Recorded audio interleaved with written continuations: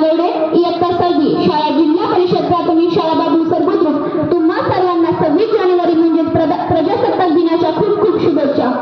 जगणे महाग होत असताना 21व्या शतकात आपल्या हातात मोबाईल आले, पण आपले बोलणे मात्र कमी झाले. रस्ते सिमेंट कॉन्क्रीटचे झाले, पण आपले चालणे मात्र सुधारले नाही.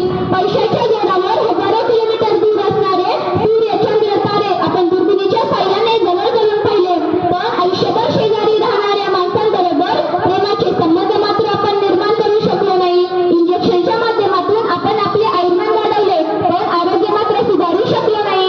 या सर्व गोष्टी जर आत्मसात करायच्या असतील तर शिक्षणाचा खरा अर्थ मानवाने मनामनात रुजवला पाहिजे.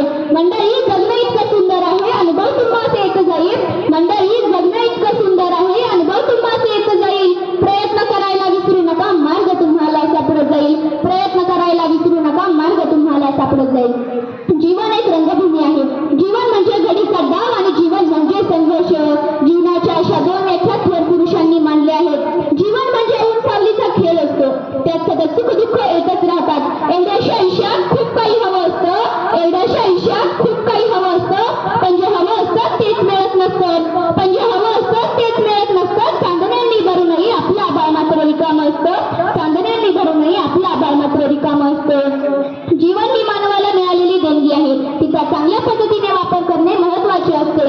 माणसाने क्षुल्लक गोष्टीने दुःखी होऊन न बसता त्याने जमेल तेवढे जगावे. त्याने आंधळ्याचा डोळा व्हावे, लंगड्याचा पाय व्हावे, अनाथाचा नाथ व्हावे आणि दुसऱ्यासाठी जगावे.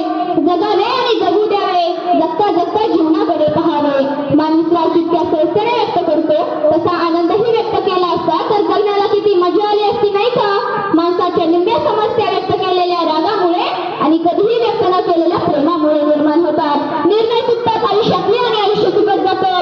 प्रश्न कधी कधी कळत नाही आणि उत्तर मात्र चुकत जातं. सोडवताना वाटतं सुटत गेला गुंता, पण प्रत्येक वेळी वेगळीच गाठ बनत जाते.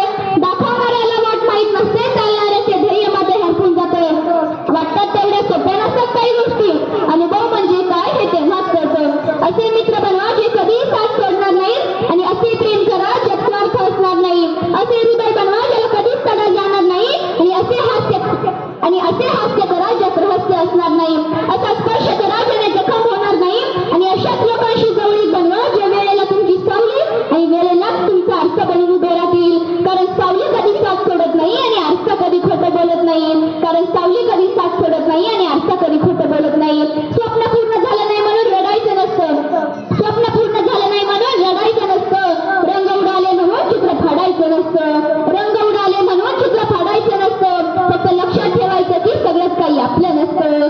फक्त लक्षात ठेवायचं की सगळंच काही आपलं नसतं. कदाचित आपल्या दुःखात दुसऱ्याचं सुख असतं.